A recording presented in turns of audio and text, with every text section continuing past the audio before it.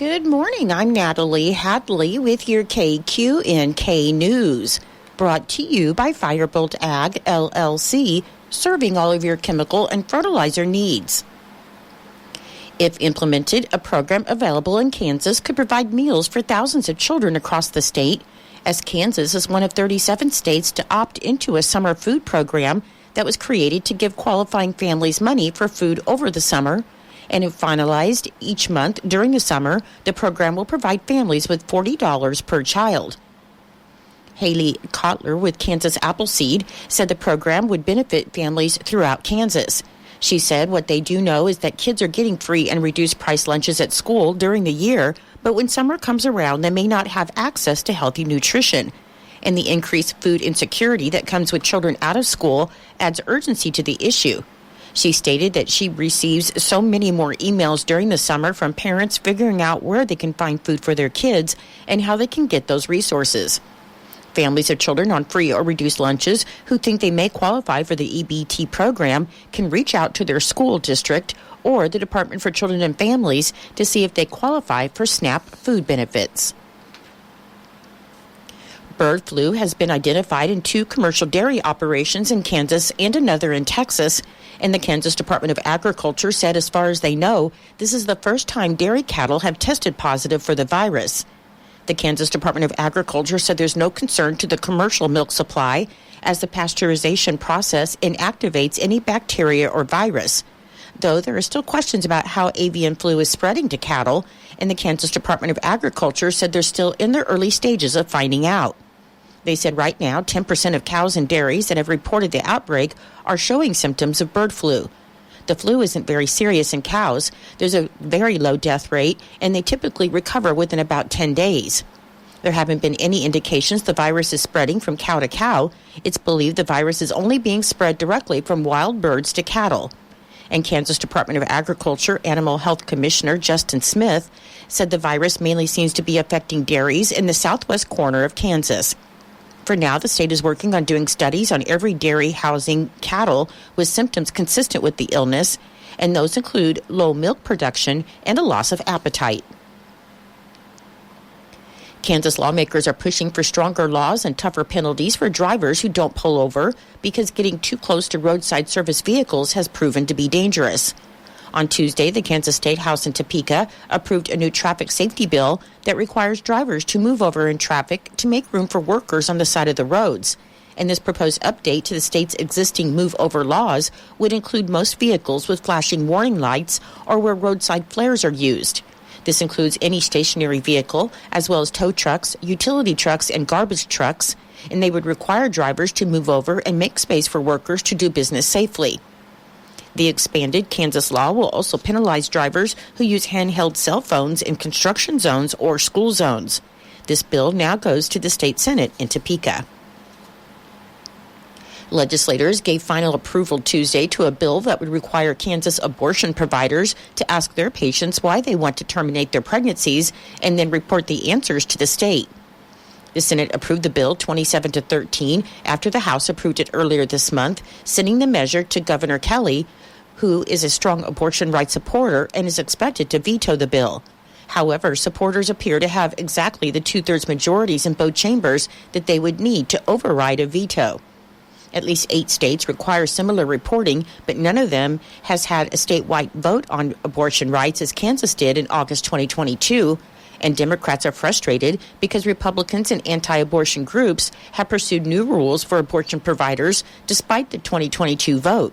Those supporters of the reporting bill said it would give the state better data that would help legislators make policy decisions. The bill would require providers to ask patients 11 questions about their reasons for terminating a pregnancy. And they include if they can't afford another child, raising a child would hinder their education or careers, or a spouse or partner wanted them to have an abortion. A woman would not be required to answer, however. The bill also requires providers to report each patient's age, marital status, race, and education level while using a confidential code for each patient so that they wouldn't be identified to the state. And the state would be barred for at least 5 years from identifying the abortion providers in the data it publishes. In Nebraska news, court documents show that a man was arrested Saturday after causing over $7,000 in damage at a Lincoln hospital. 41-year-old Nathan Larson arrived at Bryan West Medical Center and claimed to be dying. And while in the emergency room, Larson became upset because nurses weren't giving him Ativan, which is sometimes used to treat anxiety. Larson stood up, tore a patient transport monitor off of its base, and started swinging it around the room, causing an estimated $7,000 to $10,000 in damage. Larson left the hospital at around 5:40 p.m., and officers later found him near 17th and South Streets and arrested him on suspicion of felony criminal mischief. A Lancaster County judge set Larson's bond at $5,000, and he must pay $500 to be released from jail. 32-year-old Jeffrey Stewart, a former director of Nebraska Transit Service, was charged Monday with unauthorized use of a financial transaction device. Court documents allege that when he was the director of North Fork Area Transit in Norfolk, Stewart used business credit cards for personal expenses. Credit card statements filed with the court show payments to casinos, hotels, and airlines. The unauthorized purchases from April to December of 2022 totaled more than $740,000. Stewart was charged in December 2022 with theft by unlawful taking, and he was arrested in July after turning himself in at the U.S.-Mexico border. A preliminary hearing on the new charge is scheduled for April 10th in Madison County District Court, and Stewart's trial is set to start on May 13th. North Fork Area Transit is a nonprofit, but the Nebraska State Auditor's Office said 83% of its funding comes from the state, Madison County, and the city of Norfolk. In an audit of the bus service, the state found over $1.1 million in inappropriate spending in 2022. The Lancaster County Sheriff's Office is warning people of scammers posing as a retired chief deputy. As on Monday, the Sheriff's Office said it received reports of scammers identifying themselves as Chief Deputy William Jarrett, who retired 12 years ago. The scammers tell people that they missed court and that a warrant has been issued for their arrest, and people are then asked to pay money to dismiss the warrant. The agency stated in a press release that the Lancaster County Sheriff's Office will never demand money over the phone to dismiss a warrant. The Sheriff's Office said this is a typical scam in which criminals pose as administrators to extort money by threatening to arrest people. Anyone who receives this type of call should contact the Sheriff's Office at 402-441-6500 or your local law enforcement. I'll be back with more in just a moment. Firebolt Ag is a full-service fertilizer and chemical retailer. They customize products for individual farmers' needs, with the primary focus being customer profitability. Let Josh and Jack help you get the most out of your farm ground. They also provide in-house marketing with Ron Wall of Flatwater Solutions. Visit Ron in Phillipsburg or call Josh at 785-854-8484 or Jack at 308-840-2819. Firebolt Ag, your leader in agriculture. A medical marijuana bill is set to get a hearing at the Kansas State House, and it's the first hearing scheduled on a marijuana proposal this session. Kansas lawmakers scheduled Senate Bill 555 for a hearing tomorrow, Thursday, March 28th at 8 a.m., and the bill is currently in the Senate Committee on Federal and State Affairs. The proposal is backed by Kansas Natural Remedies, a hemp cultivator based in Wichita, and it establishes a medical cannabis pilot program for limited cultivation, processing, and dispensing of medical cannabis and medical cannabis products. The bill hearing is scheduled to take place in room 144S at the Kansas State House on Thursday. A Kansas Highway Patrol cruiser was struck and two semi-trailers collided during Monday's snowstorm along Interstate 70.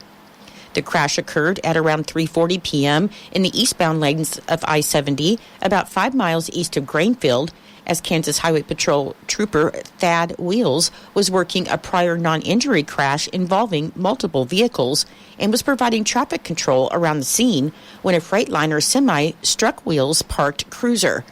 The Freightliner then continued to slide before striking road debris, hitting a Toyota Highlander, which was trying to move around the debris, and the Freightliner then continued eastbound, jackknifing until it was stopped by the first jackknife semi from the earlier crash. After being hit, the Highlander continued past the jackknife semi before coming to rest on its wheels facing north, and the patrol cruiser came to rest in the south ditch. Wheels was not in the cruiser at the time of the crash. The driver of the Freightliner was not injured, and the driver of the Highlander and a passenger were not injured. However, another passenger in the Highlander was transported to Quinter Hospital with minor injuries. This crash was one of 23 total crashes that Kansas Highway Patrol Troop D worked during Monday's storm in northwest Kansas. State agencies are always looking for new talent to help improve Kansas, so the virtual job fair hosted by Kansas Works allows those looking for a state position to fill out applications, chat live, and interview virtually with participating agencies.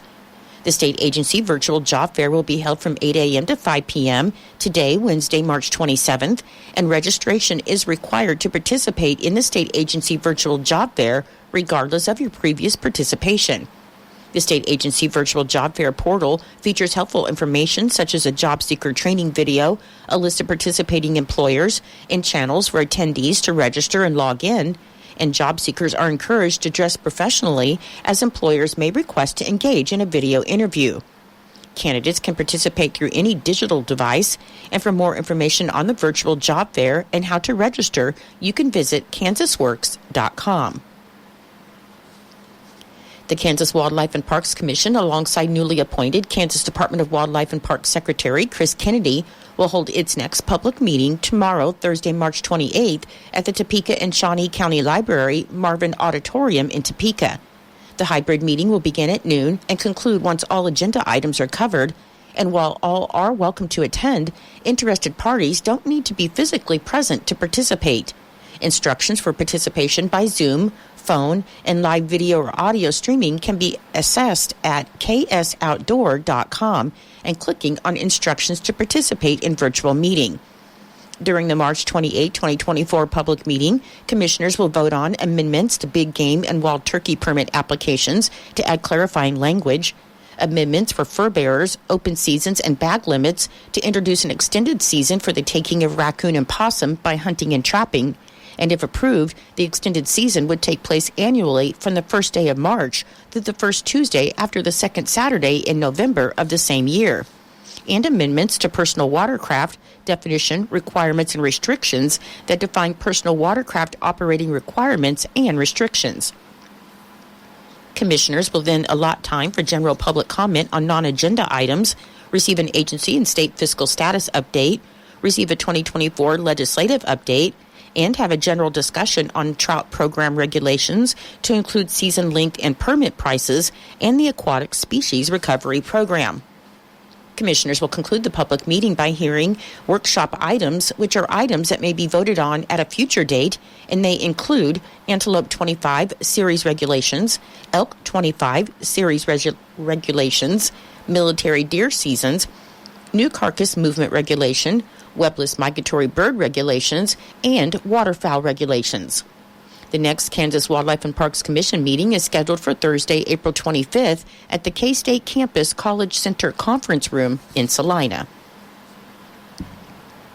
Funeral services for Alberta Guile, 87 of Almena, will be held at 2 p.m. tomorrow, Thursday, March 28th, at the Norton Christian Church, and burial will follow in the Mount Hope Cemetery in Almena.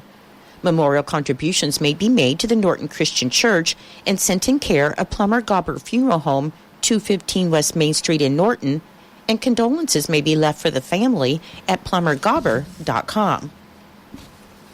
Your menu today for Eisenhower Elementary School: for lunch you'll have potato boats, baked beans, fruit cocktail, whole wheat roll, and milk.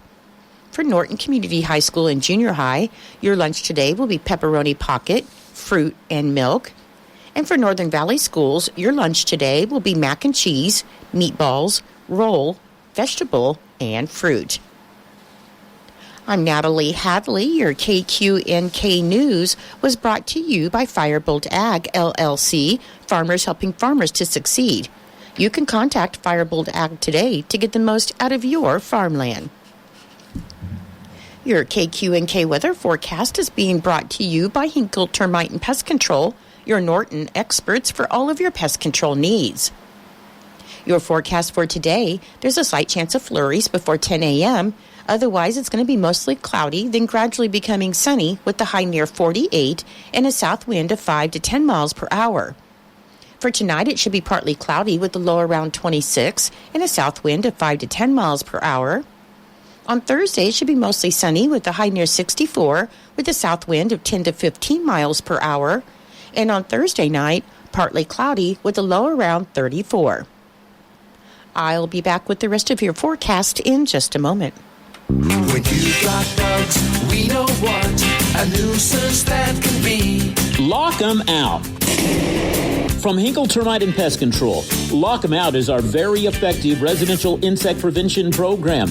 We'll come to your place and treat your foundation plus all insect entryways. And while we're there, receive a free termite inspection. Call Mr. Rich Wenzel, our certified technician in Norton, at 785-202-0167. That's 202-0167. Continuing with your weather forecast, on Friday, it should be mostly sunny with a high near 64. On Saturday, mostly sunny with a high near 58. On Sunday, partly sunny with a high near 60. On Monday, there's a 20% chance of showers. Otherwise, it'll be partly sunny with a high near 53. And on Tuesday, it should be sunny with a high near 55 and breezy. Currently, with partly cloudy skies, it is 27 degrees. The humidity is 74%. The wind speed is south at 5 miles per hour. The barometric pressure is 30.08. The dew point is 19 degrees, and our current wind chill is 21 degrees. Your weather was brought to you by Hinkle Termite and Pest Control right here in Norton. You can call Hinkle Termite and Pest Control at 785-202-0167 for all of your pest control needs. It is 8:23.